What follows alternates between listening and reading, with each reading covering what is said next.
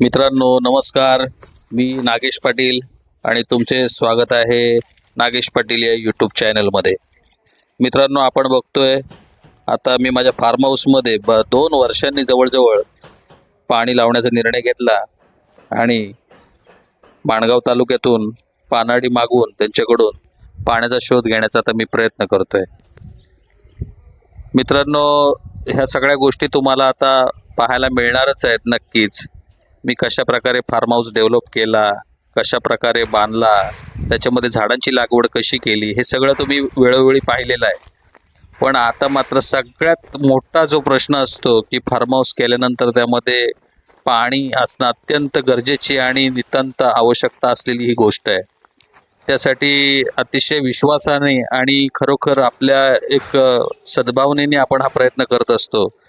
आणि मी खरोखर माणगाव तालुक्यातले अतिशय प्रतिष्ठित असलेले आमचे हे पानाडी मागवलेत आणि ते खरोखरच अतिशय कसोशीने प्रयत्न करतायत की आपल्याला हे इथं पाणी मिळेल. आता त्यांचा तो प्रयत्न तुम्ही बघताय, वेगवेगळ्या पद्धतीने प्रयत्न ते करतात. हे एक नारळाची पानाची एक पान असतं, त्या पानावर देखील शोधण्याचा प्रयत्न करतात. त्यांच्याकडे हा एक नारळ आहे, पूजेचा नारळ असतो त्यांचा हा, त्याच्यावर देखील ते आता प्रयत्न करणार आहेत. माझ्या प्लॉटमध्ये पाण्याचं तसं प्रमाण कमीच आहे, पण आमच्या समोर असलेल्या क्वारीमुळे मला कुठेतरी अशी अपेक्षा आहे की मला पाणी मिळेल ह्या प्लॉटमध्ये. आणि त्याप्रमाणे त्या पानड्यांना देखील आम्ही सांगितलेलं आहे की काही करून मला चांगलं पाणी मिळालंच पाहिजे. आणि म्हणून ते सुद्धा त्यांच्या पद्धतीने कसोशीने अगदी प्रयत्न करतायत. तुम्ही पाहताय नारळ त्यांच्या हातात थोडा उभा राहिला होता. आपण आता इथे बघूया. आता मी जवळजवळ माझ्या त्या प्लॉटमध्ये जो शेवटचं टोक आहे अगदी माझ्या प्लॉटचं, तिथे ते आलेले आहेत. आपण पाहतोय त्यांना देखील तेवढंच टेन्शन आहे की आता थोडंसं नारळ उभा राहिला बघा.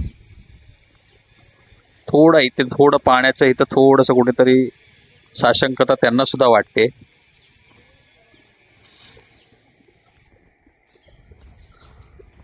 हा बघा पूर्ण नारळ उभा राहिला आता इथे. थोडासा जीवात जीव आला माझ्या पण. हा बघा इथे नारळ इथे एक उभा राहिलेला आहे, बऱ्यापैकी नारळ उभा राहिला. पाणी संपल्यानंतर तो पडतो नारळ. ते बघा त्यांनी मला सांगितलं पण इथे बघा इथे पाणी नाहीये आणि तिथे पाणी आहे.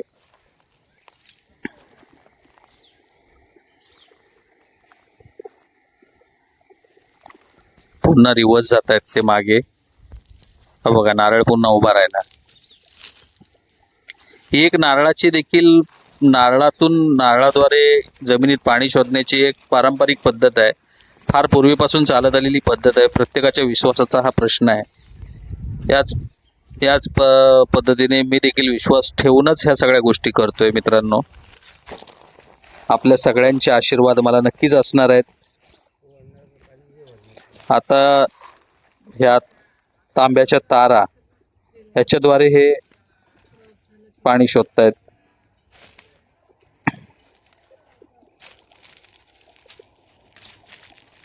शक्य तितका प्रयत्न करणार आहेत ते पण.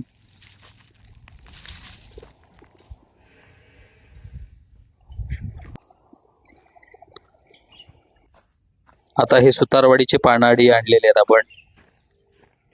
हे देखील अतिशय विख्यात असे पानाडी आहेत सचिन म्हणून. मित्रांनो यांनी शब्द दिलेला आहे, मी तुम्हाला नक्कीच प्लॉटमध्ये पाणी काढून देईन. हा भाग एक आहे मित्रांनो. याच्यानंतर आपण बोरिंग लावल्यानंतर कळणार आहे आपल्याला पाणी किती लागतंय. खरोखर ह्यांनी देखील खूप प्रयत्न केलेले आहेत पाण्यासाठी. वेगवेगळ्या पद्धती यांनी वापरतायत. आपण पाहतोय हे देखील तांब्याच्या काडीवरती पाणी शोधण्याचा प्रयत्न करतायत. काजू जवळ बरोबर आपल्याला पूर्णपणे याच्यातली माहिती पण देतायत आणि ते सोबतच तसं प्रयत्न देखील करतायत. ते सांगतायत की ज्या दिशेला ही काडी फिरणार आहे त्या दिशेला पाण्याचा प्रवाह जमिनीतला असतो. आणि ह्या काड्या फिरतायत बघा कशा. आमची ताई पण बसलेली आहे. आता ही दगडी आहे, हम्म. इथे दगड ठेवले ना ती हम्म. ती आहे. आता बघा इकडे तर दाखवलंच नाही त्यांनी, बरं या दोघांकडे बनला जा. बरं पहिली गोष्ट म्हणजे आता हे दगड आहे आणि ह्या दगडी आहेत. या बरं. तीन मांडले. अतिशय आपण सुंदर त्या तीन- एक्सप्लेनेशन या यांच्याकडून दोघांचे होत आहे. आपण या तीन मांडले. बरं आता आपण त्याच्या मधोमध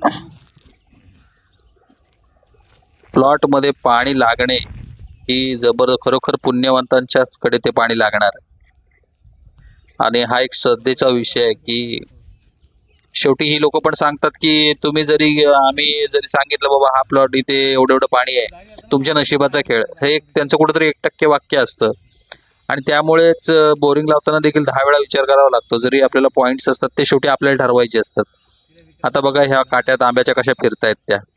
आता ह्या स्पॉटला कुठेतरी थोडंसं पाणी असावं म्हणजे त्यांच्या हिशोबाने, म्हणजेच त्या काड्या फिरतायत.